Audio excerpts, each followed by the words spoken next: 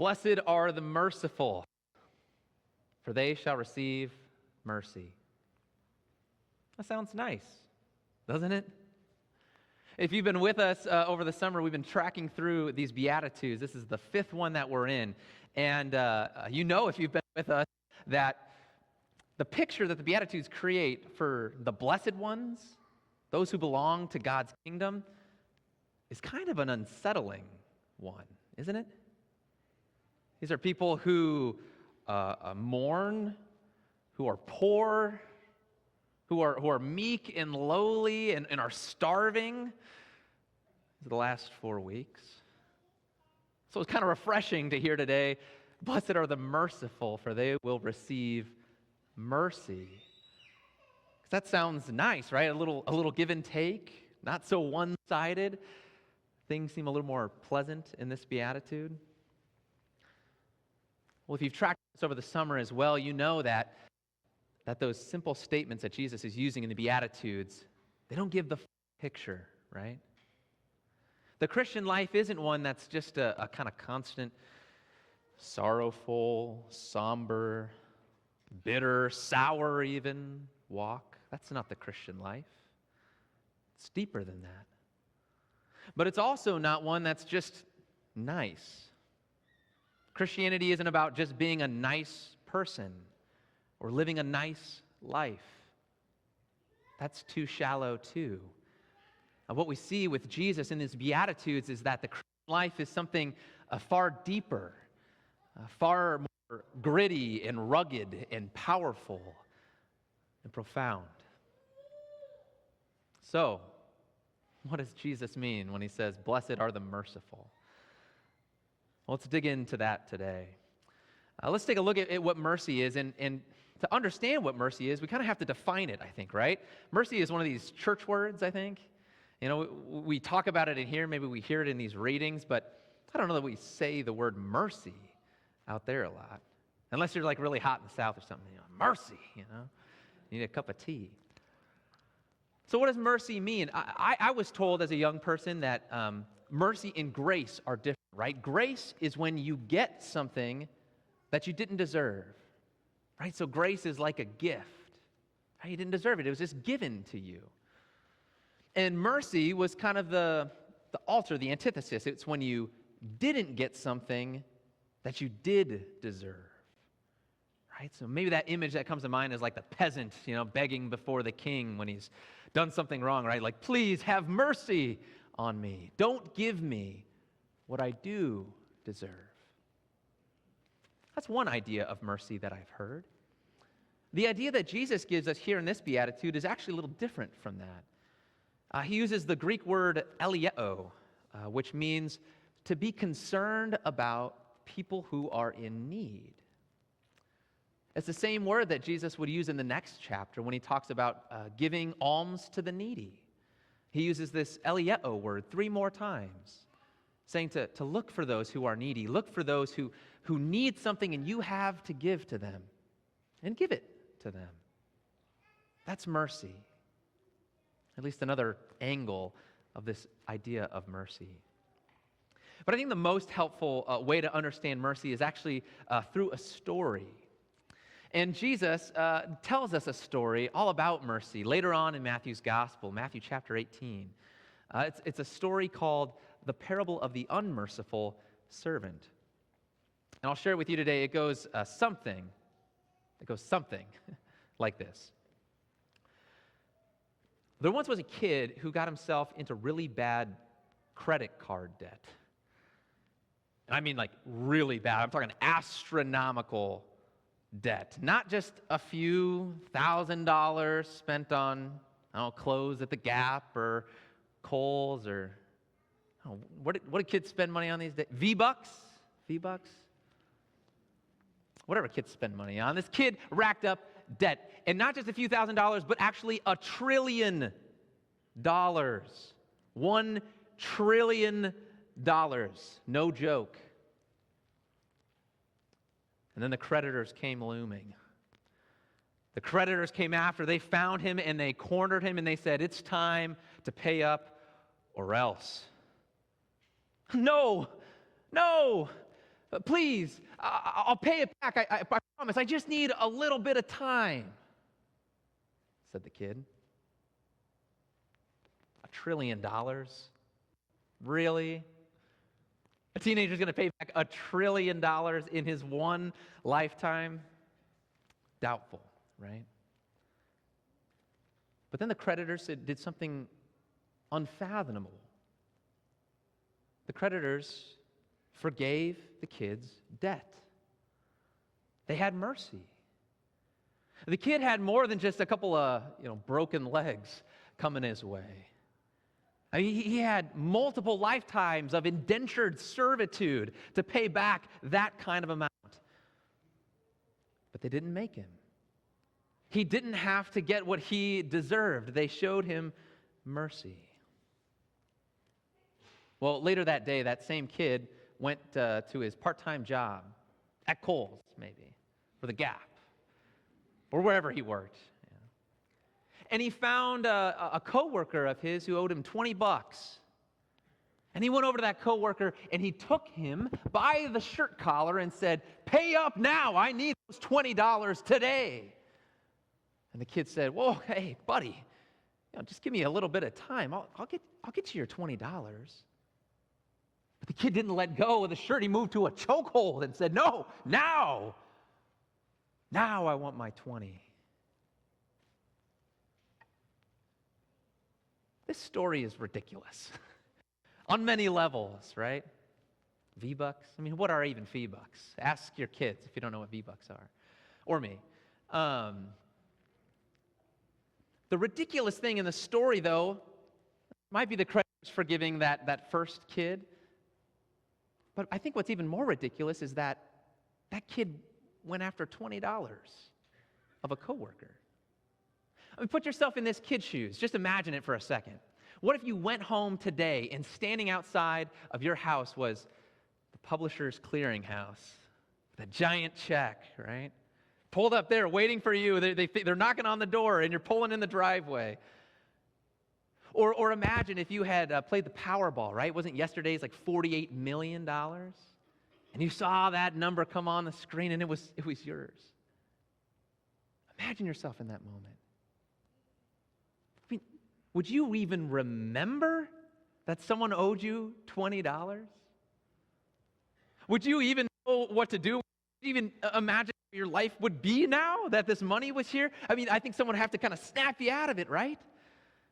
You wouldn't be able to believe it. It would transform you. It would change everything. Accepting that money, winning that money, being gifted that money.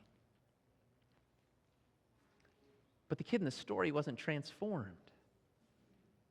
He hadn't really accepted that debt forgiveness.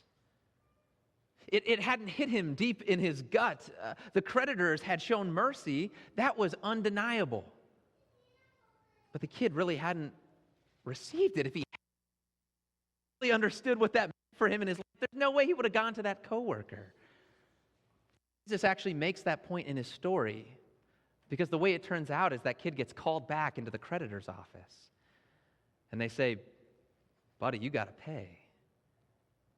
Because he hadn't accepted the debt forgiveness. What does that mean for us? This is the parable of the unmerciful kid, unmerciful servant, right? He didn't show mercy.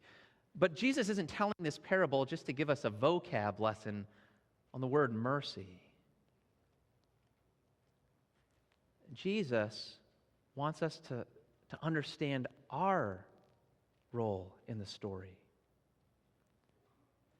The Bible is this kind of invitation to really see ourselves.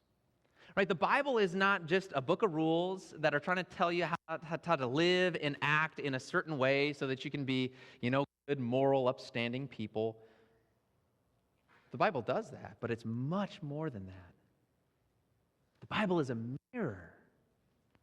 It's a mirror to show us the deepest recesses of our hearts. To draw out of us what our inner beings really are like and what they're pining after, what they're longing after. And it points us to what can really satisfy our hearts. But that means that this parable is not just a lesson on the word mercy, and it's not just one of Aesop's fables to try and get us to live a certain way. No, the Bible is trying to tell us something about our nature. The Bible is trying to tell us and point to us, show us that we are that first kid. We are that kid who comes before his creditors. We had racked up this debt. It's a debt we call sin, right? It's this brokenness that we live in and day out. That's so connected to us. It's part of our nature. We call it the sin nature. And it's not just that we had sinned here or there, or that we, owed God $20 or a debt. This debt to God was that $1 trillion.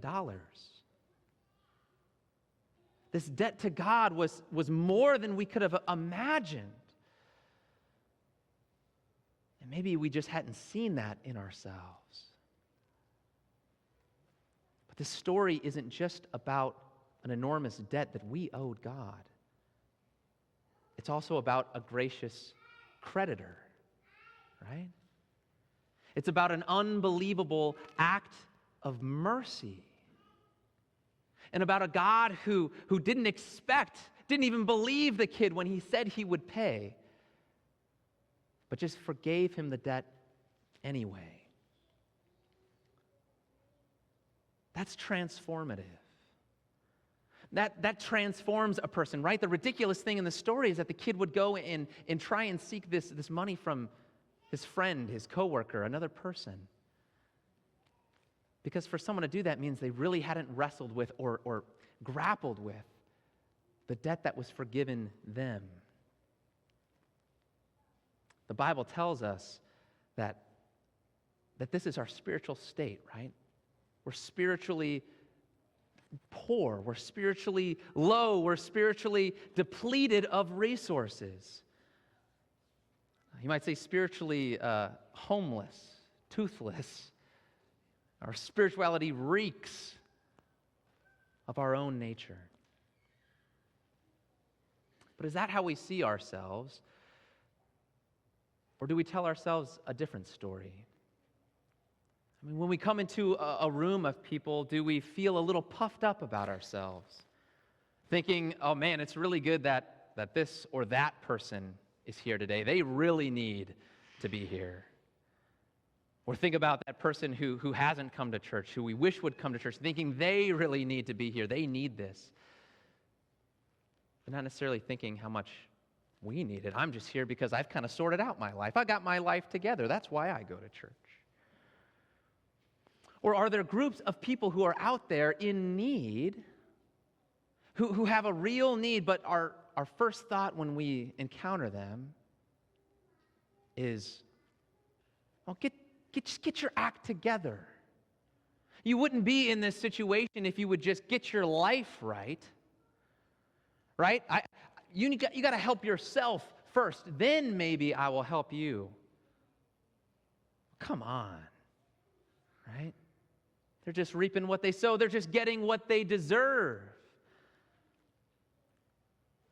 How can we think like that about other people when we have been given this forgiveness, this debt paid by God Himself? We're applying a logic to them that we won't even use on ourselves unless we don't think that we have such a debt. Unless we think our debt's just much lower, much simpler. Unless we're leaving some of this debt forgiveness on the table. But when this debt forgiveness that is yours and mine really sinks into you, it will transform you. It has transformative power. This is what people remarked about the early church, those who had walked with Jesus, because they kind of had this unbelievable grace about them and an unbelievable generosity about them. There was a saying in the early church that the Romans took care of the Roman poor, and the Greeks took care of the Greco poor. But the Christians, they took care of them all.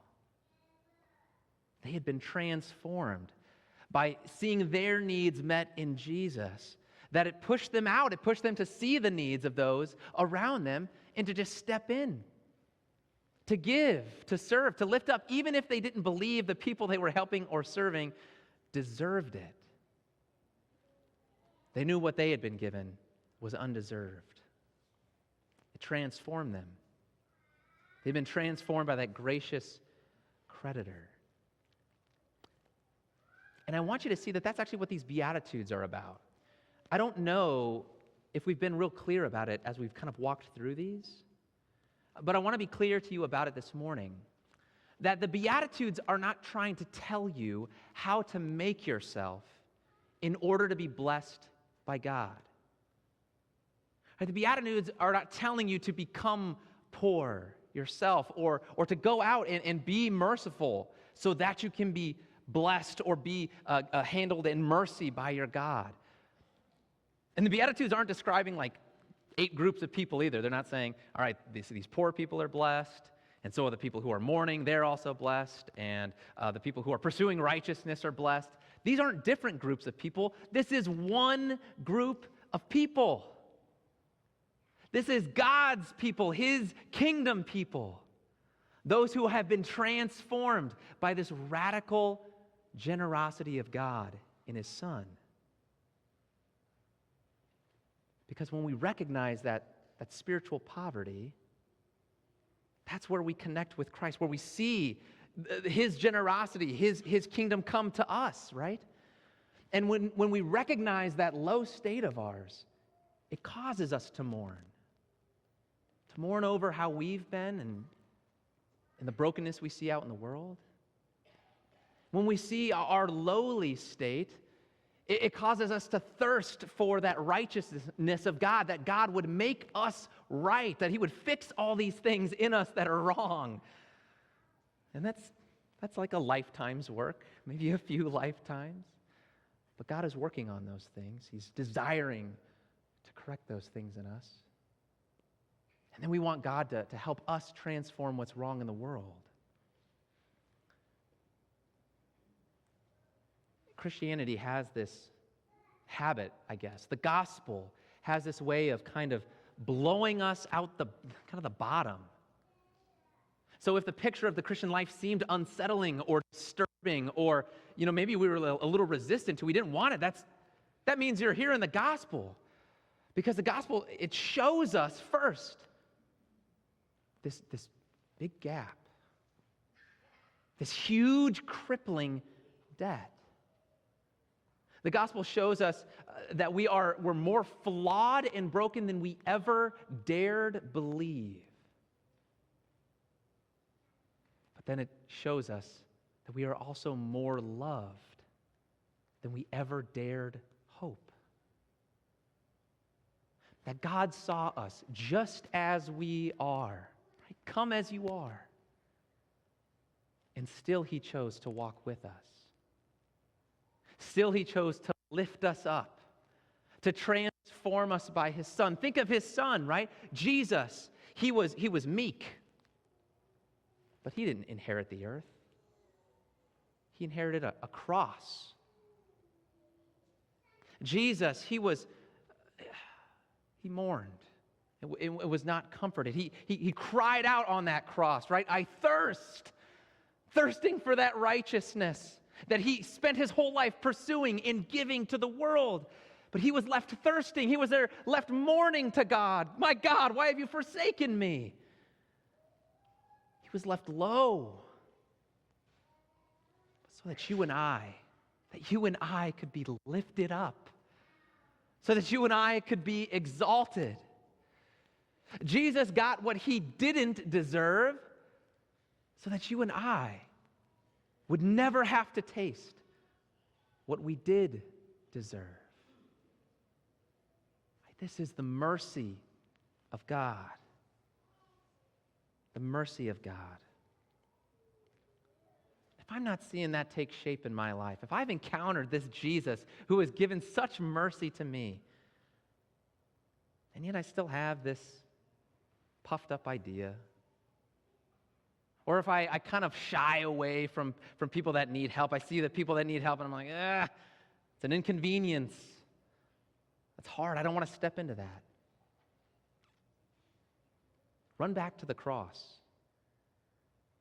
Run back to this place of transformation.